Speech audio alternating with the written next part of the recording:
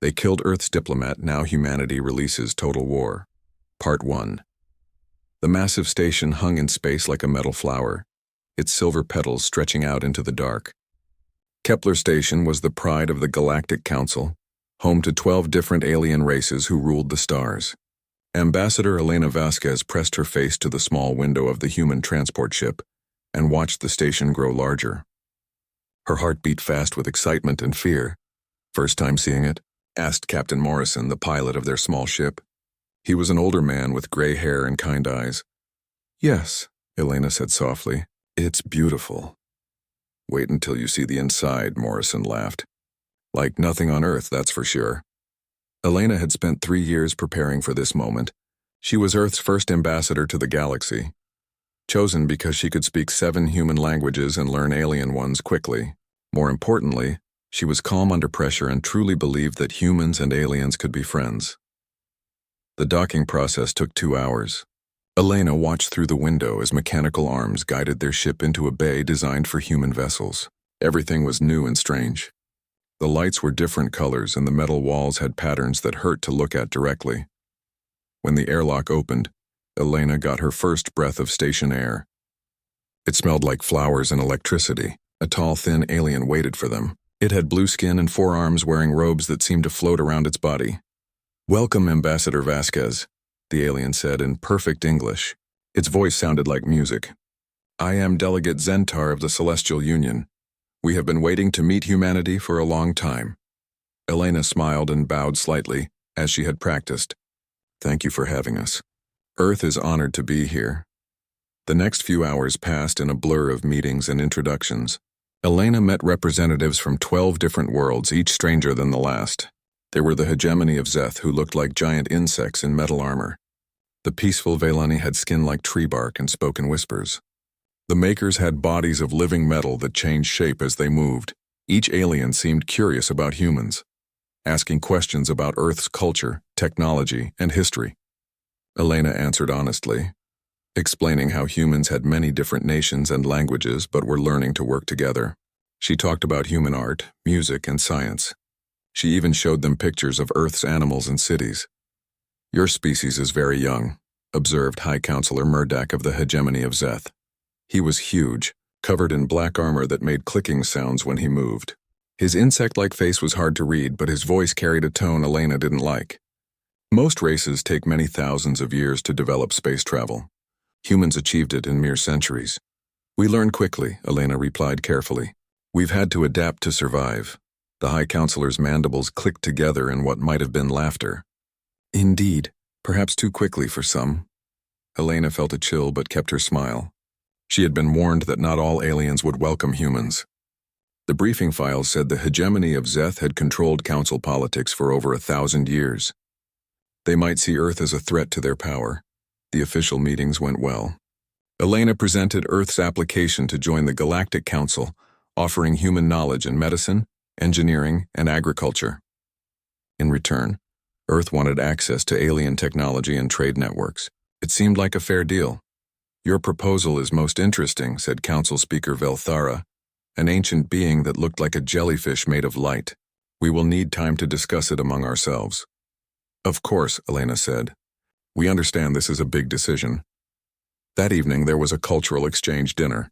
Elena and her small team of diplomats were invited to eat with representatives from all 12 races. The food was strange but mostly edible. Elena tried dishes that glowed, others that moved on the plate, and some that tasted like music sounded. The conversation was friendly. Elena found herself enjoying talks about art and philosophy with beings from across the galaxy. It seemed humans had more in common with aliens than anyone had expected. Even the serious Zethari delegates seemed to relax as the evening went on. Dr. James Kim, Elena's science advisor, was explaining human music to a group of fascinated aliens. "You see, we use mathematical patterns to create emotional responses," he said, playing a recording of Beethoven from his tablet. Lieutenant Sarah Chen, their security officer, was arm wrestling with a maker who had shaped his arm into pure metal. Both were laughing as they struggled against each other. Elena felt hopeful. This was what she had dreamed of, humans and aliens learning from each other, building friendships across the stars. Maybe the galaxy could become a better place with Earth as part of it. As the dinner wound down, Elena excused herself to use the facilities. The station's corridors were dimly lit, with soft alien music playing from hidden speakers. She found the human-compatible restroom and was washing her hands when the lights suddenly went out.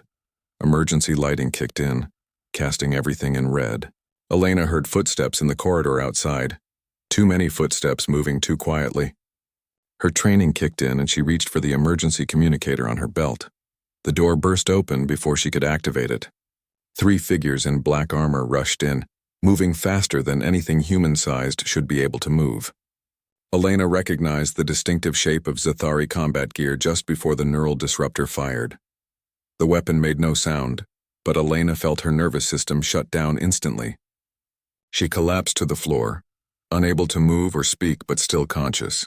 The Zathari assassins stood over her, their insect eyes glowing in the red light. "Nothing personal, human," one of them said in perfect English. "But the galaxy has room for only one dominant species." Elena tried to scream, tried to fight, tried to do anything. But the neural disruptor had locked her body completely. She could only watch helplessly as the lead assassin raised his weapon for the killing shot. "Your ambassador program ends here," he said softly. "Earth will learn its place." The last thing Elena saw was the muzzle flash of the disruptor firing directly at her head. Then everything went dark. In the dining hall, Dr. Kim was still explaining human mathematics when the station's alarms began to wail. Security forces rushed through the corridors as word spread. Ambassador Elena Vasquez and her entire diplomatic team had been found dead in the station's guest quarters. The galaxy's first contact with humanity had just become its last peaceful one. Council Speaker Felthara would later call it a tragic accident, claiming the ambassador had suffered some kind of medical emergency. But the security footage told a different story, one that would soon reach Earth and change everything. The age of diplomacy was over. Humanity was about to show the galaxy what they were really capable of. They killed Earth's diplomat. Now humanity releases Total War. Part 2, the message beacon reached Earth's communication array at exactly 1432 GMT, traveling faster than light through quantum entanglement networks that humanity had only recently learned to build. The automated signal was simple and terrible. Diplomatic mission terminated. All personnel deceased. Investigation pending. President Maria Chen stood in the Oval Office reading the full report for the 3rd time. Her hands shook slightly as she set down the tablet containing the security footage that had somehow found its way to Earth through back channels. The video showed everything. The Zathari assassins, the neural disruptors, Elena's helpless final moments. "Madam President," said General Martinez, chairman of the Joint Chiefs.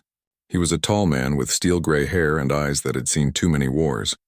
"I've reviewed the footage with our intelligence teams. This was not a random attack. The assassins knew exactly where to find our people and how to kill them quickly. They executed our ambassador," President Chen said quietly. "They murdered her and her entire team in cold blood." Secretary of State Williams shifted uncomfortably in his chair.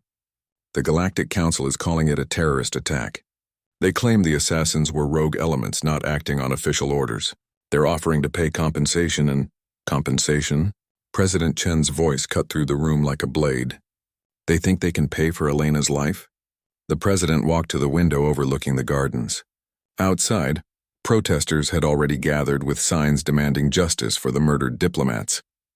News of the assassination had leaked within hours and Earth's population was angry. "Very angry. General Martinez," she said without turning around. "What is the current status of Protocol 7? The general straightened in his chair. Protocol 7 was classified above top secret, known only to a handful of military leaders and the President herself. "All preparations are complete, Madam President. We can be ready to implement within 72 hours. "Good." President Chen turned back to face the room. "Gentlemen, humanity offered the galaxy our friendship. We sent our best and brightest to speak for peace. In return, they sent assassins." Defense Secretary Park leaned forward. "Madam President, perhaps we should consider diplomatic solutions first. The Council might be willing to—" "The Council has already made their position clear," the President interrupted. "They released a statement calling Elena's murder an unfortunate incident and suggesting that Earth should reconsider the timing of our application for membership. They're treating us like children who need to learn their place.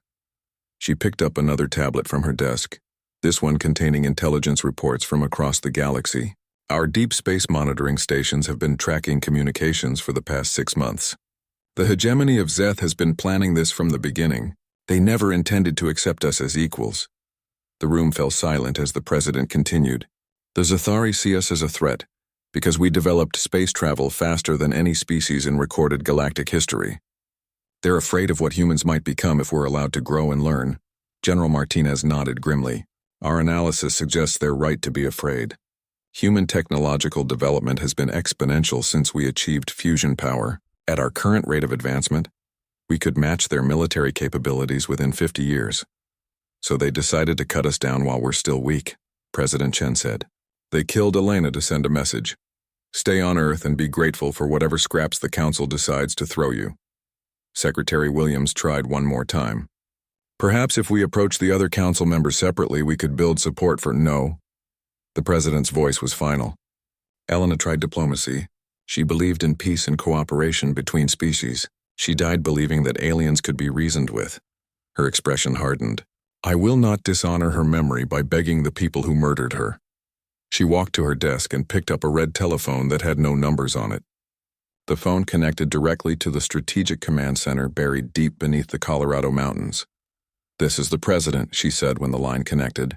Authorization code Omega 77 Delta. Initiate Protocol 7 immediately. Confirmed, Madam President. Protocol 7 is now active. President Chen hung up and turned back to her advisors. Gentlemen, I will be addressing the nation and the world in 2 hours. I suggest you prepare your departments for what comes next. What should we tell our allies? Asked Secretary Williams. Tell them that Earth is withdrawing from all diplomatic negotiations with the Galactic Council. Tell them that we consider the hegemony of Zeth to be a hostile entity, and will respond accordingly. And tell them. Her voice dropped to a whisper that somehow carried more menace than any shout, that they just made the worst mistake in galactic history. 2 hours later, President Chen stood behind the podium in the White House press room. Behind her hung the flags of every nation on Earth, a reminder that humanity, despite all their differences, could unite when threatened. The room was packed with reporters from around the world. Cameras broadcasted her words to every continent and colony in human space. In the back of the room stood General Martinez and the other military leaders, their faces grim with knowledge of what was coming. My fellow humans, President Chen began, her voice steady and clear. Today, we learned that our ambassador to the Galactic Council, Elena Vasquez, along with her entire diplomatic team, has been murdered. The room erupted in shouts and questions, but the president continued speaking. Ambassador Vasquez went to the stars carrying humanity's hopes for peace. She believed that different species could work together for the good of all. She was wrong. The president paused, letting her words sink in. The evidence shows that Elena and her team were assassinated by agents of the hegemony of Zeth, a militaristic empire that controls the Galactic Council.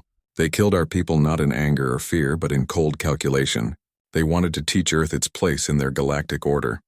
She gripped the podium with both hands. Today I am issuing the Vasquez Declaration. Earth hereby withdraws from all diplomatic negotiations with the Galactic Council. We reject their authority over human space and their right to determine humanity's future. Furthermore, the hegemony of Zeth is now considered a hostile entity, and all human forces are authorized to treat them as enemies. The room had gone completely silent. Reporters sat frozen, understanding that they were witnessing history. For too long, humanity has been seen as a young, weak species that should be grateful for whatever the established powers decide to give us. Today, that changes. Elena Vasquez died believing in peace, but her death has taught us that some enemies can only be stopped by force.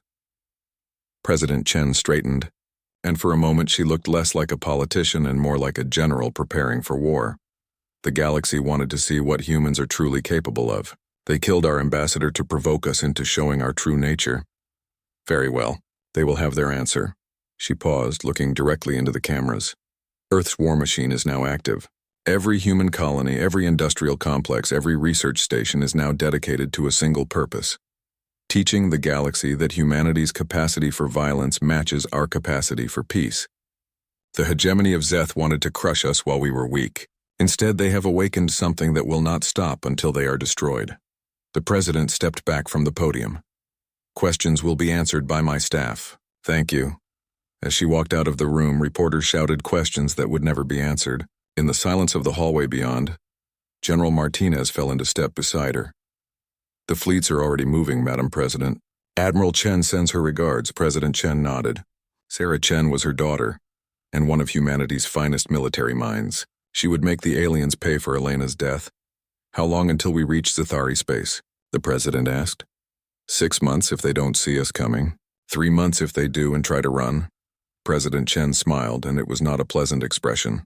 Good. That gives us time to prepare. The galaxy is about to learn what happens when you murder Earth's diplomats. They killed Earth's diplomat.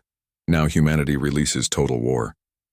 Part 3. Admiral Korath of the Hegemony stood on the bridge of his flagship, watching the human colony of New Geneva grow larger on the main screen.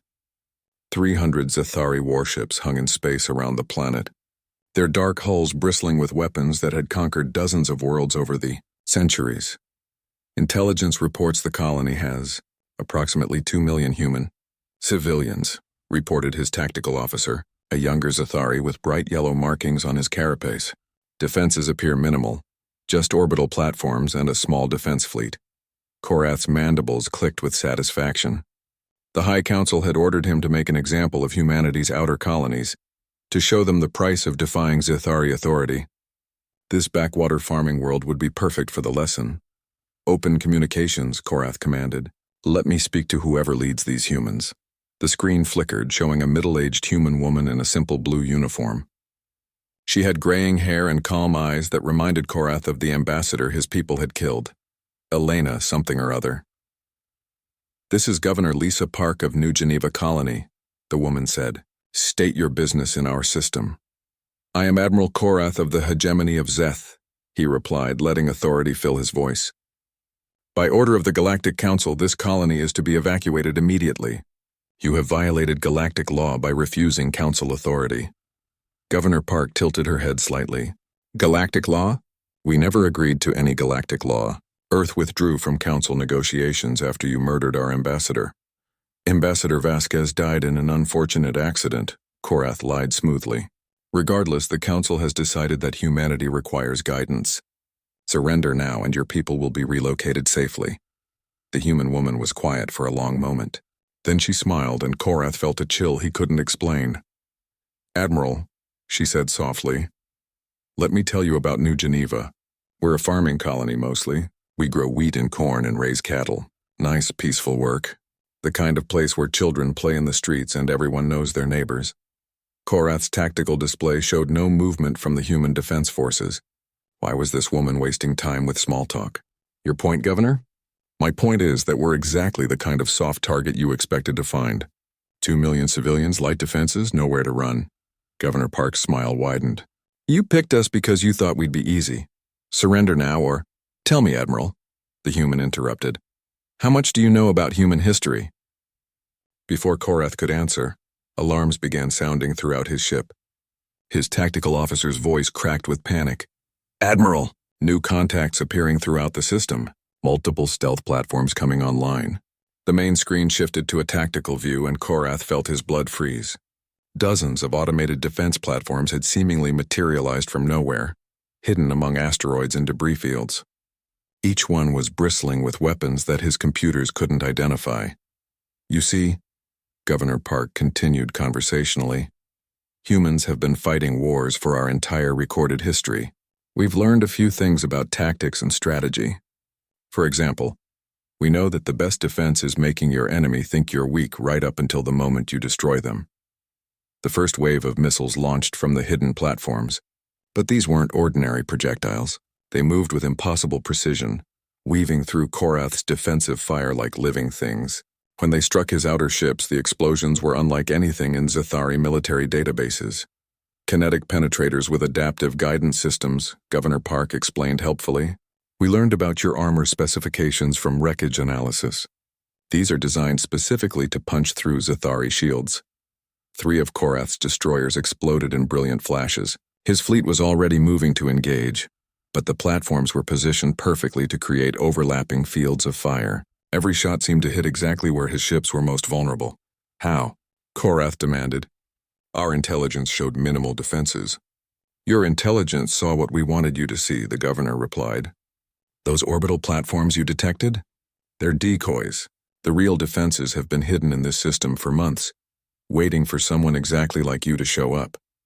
More ships died as the human weapons proved devastatingly effective. Korath's tactical officer reported that the platforms were using predictive targeting, somehow anticipating his fleet's movements before his commanders even gave the orders. This is impossible. No species fights like this. Governor Park's expression turned cold. No species has ever been like humans, Admiral. We evolved on a world where everything was trying to kill us. We learned to be persistence predators, the kind that chase prey until it collapses from exhaustion. We learned to use tools, to plan ahead, to think 3 steps beyond our enemies.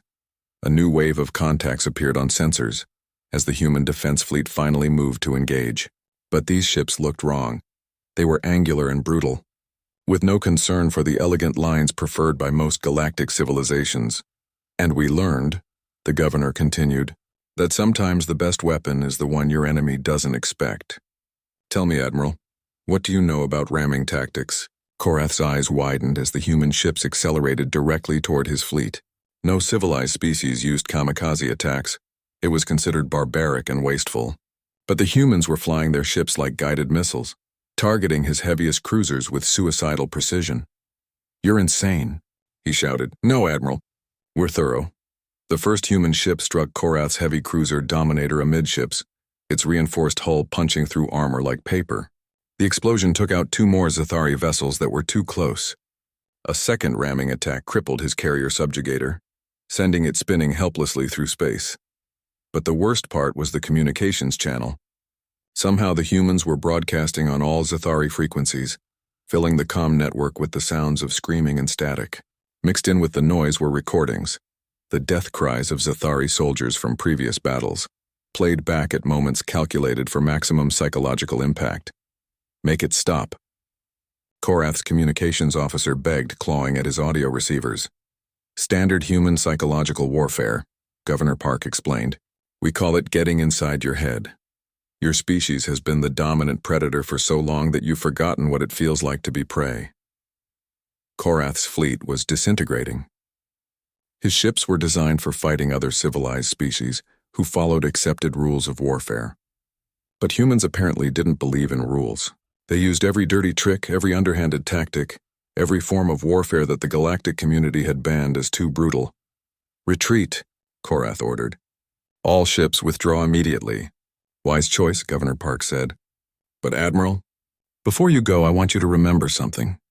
New Geneva is just one farming colony on the edge of human space. We're not soldiers here. We're farmers and teachers and shopkeepers. She leaned closer to the camera. If this is what we can do to you, imagine what our actual military is going to accomplish when they reach your homeworld. The transmission cut off as Korath's remaining ships fled toward the hyperspace jump point. Behind them, New Geneva's hidden defenses continued firing, picking off stragglers with casual precision. Of his 300 ships, only 120 made it out of the system. The rest were either destroyed or crippled beyond repair. It was the worst military defeat in Zathari history, delivered by a supposedly defenseless farming colony. As his flagship limped away from New Geneva, Admiral Korath composed his report to the High Council. How could he explain that humans fought without honor, without restraint, without any of the civilized limitations that had governed galactic warfare for millennia? The humans had turned war into an art form, and they were clearly masters of their craft. In the colony's command center, Governor Park watched the Zathari fleet disappear into hyperspace. Around her people were already working to reset the defensive grid and tend to their few casualties. Send a message to Earth Command, she ordered. Tell them the enemy took the bait. Admiral Chen can proceed with the next phase. Her aide, a young man who had been shaking during the entire battle, looked up at her with new respect. Governor, how did you know they would attack the way they did? Park smiled grimly. Because we studied them, son. Humans have been predators for millions of years. We know how to read other predators and we know their weaknesses. The Zathari have been the apex species for so long that they've gotten lazy. They forgot that there's always something higher up the food chain. She turned to look at the main screen, where the stars shone peacefully in the darkness. They wanted to see what humans are really capable of. Now they know.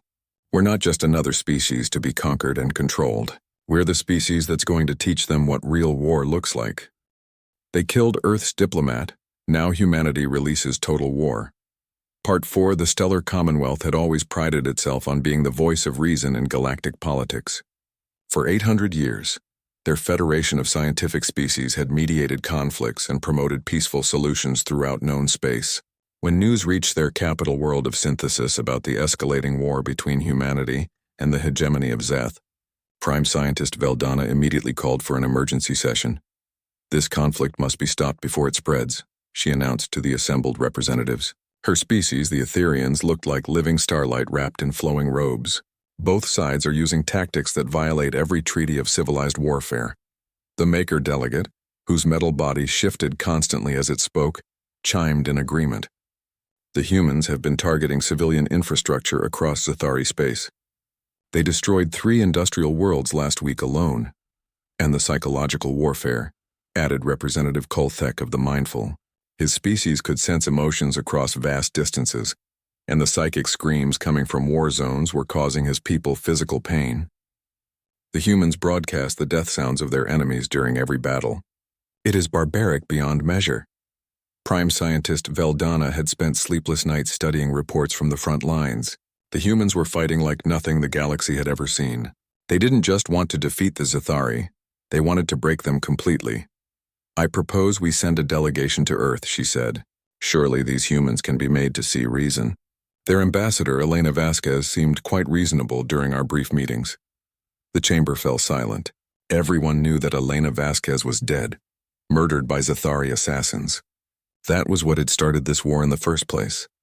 Perhaps, suggested the Veilani delegate in his whisper-soft voice, we could offer to mediate peace talks. Both species must be suffering losses by now. 3 days later, a Commonwealth peace fleet approached the outer edges of human space.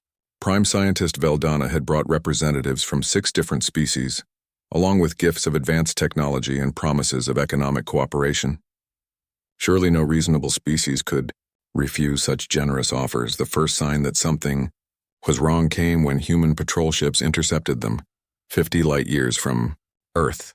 The human vessels were sleek and deadly, bristling with weapons that the Commonwealth's computers couldn't identify. Unknown vessels, came a voice over the communication channel. You are entering restricted space. State your business or prepare to be fired upon. Veldana composed herself and activated the diplomatic protocols. This is Prime Scientist Veldana of the Stellar Commonwealth. We come seeking peaceful dialogue with Earth's leadership. There was a long pause before the human voice responded. Prime Scientist, you are ordered to maintain your current position while we verify your intentions. Any deviation from your flight path will be considered a hostile act. The Commonwealth ships waited for 6 hours before a new voice came over the communications. This one was different, colder, more military. Prime Scientist Veldana, this is Admiral Sarah Chen of the Earth Defense Force. You have exactly 5 minutes to explain why Commonwealth ships are in human space during wartime. Veldana felt a chill. She had heard of Admiral Chen, President Chen's daughter and the woman commanding humanity's war effort. Reports from the front lines described her as brilliant, ruthless, and completely without mercy for her enemies. Admiral Chen, we come as neutral mediators seeking to end this terrible conflict. The Commonwealth offers its services to negotiate a peaceful solution between Earth and the hegemony of Zeth. The silence stretched for nearly a minute before Admiral Chen responded. Let me understand this correctly, Prime Scientist. You want to negotiate peace with the species that murdered our ambassador during diplomatic talks. You want us to sit down and have a civilized conversation with creatures that executed Elena Vasquez while she was trying to build bridges between our peoples. Admiral, surely you understand that continued warfare will only lead to more suffering for all involved. The Commonwealth has successfully mediated hundreds of conflicts over the centuries. We can find a solution that— Stop. Admiral Chen's voice cut through Veldana's speech like a blade. Tell me, Prime Scientist, where was the Commonwealth when Elena was murdered? Where were your successful mediation skills when Zethari assassins were cutting down unarmed diplomats? Veldana felt her confidence wavering. We were not aware of the situation until after it had occurred. You weren't aware, the Admiral repeated flatly, but you're aware now. You know that the Zethari committed an act of war against Earth. You know they killed our people in cold blood. and your response is to fly here and ask us to forgive and forget. The human ships had moved closer during the conversation, their weapons trained on the Commonwealth vessels. Veldana realized with growing horror that the humans weren't viewing them as neutral mediators. They were seeing them as potential enemies.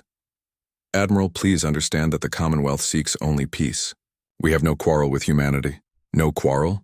Admiral Chen's laugh was like ice-breaking. Prime Scientist, your Commonwealth includes 12 council species. When Elena was murdered, how many of those species demanded justice? How many called for the assassins to be punished? Veldana couldn't answer because she knew the truth. None of the Commonwealth members had wanted to antagonize the powerful hegemony over the death of one human ambassador.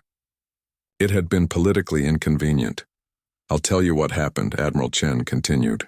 Your Commonwealth, along with every other supposedly civilized species in the galaxy, decided that human lives were acceptable losses. You calculated that keeping the Zathari happy was more important than seeking justice for murder. The Admiral's voice grew colder with each word. Now you come here with gifts and promises, expecting us to play by rules that apparently don't apply when humans are the victims. You want us to return to the same system that got Elena killed in the first place. Admiral Chen, surely we can find common ground. The only common ground between Earth and the Commonwealth is this. You had a chance to stand up for what was right, and you chose not to. That makes you complicit in Elena's murder. Warning alarms began sounding on the Commonwealth ships as human weapons locked onto their vessels. You have 30 seconds to leave human space. Prime Scientist. If you're still here when time runs out, we'll assume you're hostile and respond accordingly. Veldana's pilot was already turning their ships around, but she had to try one more time. Admiral, please. The galaxy needs peace. This war will consume everything. You're right, Admiral Chen replied. This war will consume everything, starting with every species that stood by and watched while humans were murdered for trying to build a better galaxy. As the Commonwealth fleet fled toward the jump point, Admiral Chen's final words followed them through space. Tell your governments that Earth has a new policy regarding galactic politics. You're either with us or you're against us. There is no middle ground anymore. And Prime Scientist, don't come back. Next time we won't give you 30 seconds to run. The Commonwealth delegation returned to their capital world shaken and defeated. Prime Scientist Veldana's report to the full assembly was grim. The humans have rejected all offers of mediation, she announced. They view any species that hasn't actively opposed the hegemony as enemies of Earth. They've adopted a doctrine of total warfare that recognizes no neutral parties. The Maker delegate's form shifted nervously. What does this mean for the Commonwealth? It means, Veldana said heavily, that we face a choice. We can actively join the war against the hegemony and risk Zathari retaliation, or we can remain neutral and risk becoming humanity's next target. Representative Kolthek raised a trembling hand. There is a third option. We could support the hegemony, help them defeat the humans before this madness spreads further. The chamber erupted in shocked voices, but Veldana held up her hand for silence. The humans have made their position clear. They believe that Elena Vasquez died because the galaxy's so-called civilized species were too cowardly to demand justice. They may be right. She paused, letting her words sink in. We have a choice to make. We can continue to be the neutral, reasonable species we've always been, and hope that humanity's war machine doesn't eventually turn toward us. Or we can admit that our neutrality in the face of murder was actually cowardice and try to make amends. The vote, when it came, was not unanimous, but it was decisive. The Stellar Commonwealth formally withdrew from the Galactic Council and declared their support for Earth's war effort against the hegemony of Zeth. It was the first time in their 800-year history that they had chosen a side in a galactic conflict. Other species watched and began to calculate their own odds of survival. The humans had made it clear that neutrality was no longer an option. In the face of humanity's unlimited warfare, the galaxy was being forced to choose sides, and with each passing day, more species were discovering that the safest side to be on was Earth's side. The hegemony of Zeth found themselves increasingly isolated as their former allies abandoned them to face humanity's wrath alone. They had started this war by killing one human diplomat. They killed Earth's diplomat. Now humanity releases total war. Part 5. The orbital defenses of Zeth Prime had protected the hegemony's homeworld for over 1,000 years. Layer upon layer of defensive platforms, shield generators, and automated weapon systems surrounded the planet like a metal shell. No enemy had ever broken through these defenses. No fleet had ever reached the surface of the Zathari homeworld. Admiral Sarah Chen stood on the bridge of the Earth flagship Retribution, watching the massive defensive network on her tactical display. 6 months of war had led to this moment, humanity's final assault on the world that had ordered Elena Vasquez's death. "Status report," she ordered quietly. Captain Williams, her tactical officer, consulted his screens. "All fleets are in position, Admiral. 200 human ships plus 40 Commonwealth vessels that joined us last week. The Zathari have approximately 500 defensive platforms and 300 mobile units protecting the planet." Admiral Chen nodded. The numbers were not in humanity's favor, but numbers had never been what mattered in this war. Humans had learned to fight dirty, to use tactics that no civilized species would consider. Today they would teach the galaxy what total war really meant. "Open a channel to the Zathari leadership," she commanded. The main screen flickered, showing the interior of what appeared to be a military command center. High Counselor Murdoch stood in the center, surrounded by lesser Zathari officers. His insect-like face was hard to read, but his posture showed fear. "Admiral Chen," he said, his voice carefully controlled, "you have traveled far from your little world. Turn back now and the hegemony might consider mercy for your species." Admiral Chen's expression didn't change. "High Counselor, I'm going to give you one chance to end this war. Surrender now, and deliver every individual involved in Ambassador Vasquez's murder for trial on Earth. Do this, and your people will be allowed to live as a protectorate under human authority." Murdoch's mandibles clicked with what might have been laughter. "You think your tiny fleet can break defenses that have held for a millennium? You humans are as foolish as you are savage." "Perhaps," Admiral Chen replied calmly. "But let me tell you something about humans, High Counselor. We've been fighting wars since before we could write. We've destroyed civilizations with stone axes and conquered continents with wooden ships. We turned our own planet into a battlefield so many times that we had to learn diplomacy, just to survive ourselves." She paused, letting her words sink in. Elena Vasquez represented the best of humanity, our hope for peace, our desire to build something better than constant warfare. You killed her, and in doing so, you removed the only thing standing between your species and our true nature. "Threats do not frighten the hegemony," Murdoch declared. "This isn't a threat," Admiral Chen said softly. "This is an explanation. I want you to understand what's about to happen to your world. And why." She gestured to her communications officer, who began broadcasting on all frequencies throughout the Zeth system. "Citizens of Zeth Prime," Admiral Chen's voice echoed across every communication channel on the planet. "This is Admiral Sarah Chen of the Earth Defense Force. 6 months ago, your government murdered Ambassador Elena Vasquez during peaceful diplomatic negotiations. Today, humanity has come to collect the debt. On the planet below, millions of Zathari citizens stopped what they were doing to listen to the humans' words. Your leaders told you that humans were weak, that we could be crushed easily. They were wrong. We are not weak. We are not easily crushed. We are the species that survived ice ages, plagues, and world wars. We are persistence predators who evolved to hunt things bigger and stronger than ourselves." Admiral Chen's voice carried a cold certainty that chilled even her own crew. "Ambassador Vasquez came to you in peace. She offered friendship, cooperation, and mutual prosperity. Your response was to send assassins. Now you will learn what humans offer to those who murder our diplomats." The transmission cut off and Admiral Chen turned back to High Counselor Murdoch. "Last chance, High Counselor. Surrender now." Murdoch's answer was to signal his defensive fleet to attack. What followed was unlike any battle in recorded galactic history. The human fleet didn't try to fight through the defensive perimeter in any conventional sense. Instead, they employed tactics that no civilized species had ever used. The first wave consisted of unmanned ships loaded with nothing but nuclear weapons and kinetic penetrators.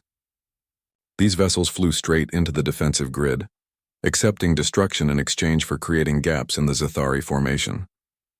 Each suicide ship took multiple defenders with it, trading efficiently for maximum damage. The second wave was even worse. Human ships equipped with boarding pods punched through the weakened defenses and attached themselves to Zathari platforms like parasites. Human marines, enhanced with combat drugs and wearing powered armor, cut their way into the stations and fought hand-to-hand with the defenders. But the most horrifying part was the psychological warfare. Human ships broadcasted recordings of previous battles, filling the communication channels with the death screams of Zathari soldiers. Mixed in with the sounds of battle were human voices singing old war songs from Earth's bloodiest conflicts, turned into hymns of destruction.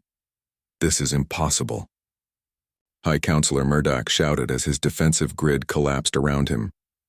"No species fights like this. Where is your honor? Where are your rules of engagement?" Admiral Chen's image appeared on his screen again, and her smile was terrible to see. "Honor? Rules? High Counselor, you killed our ambassador during a diplomatic dinner. You murdered unarmed civilians who came in peace. What honor do you think you're owed?"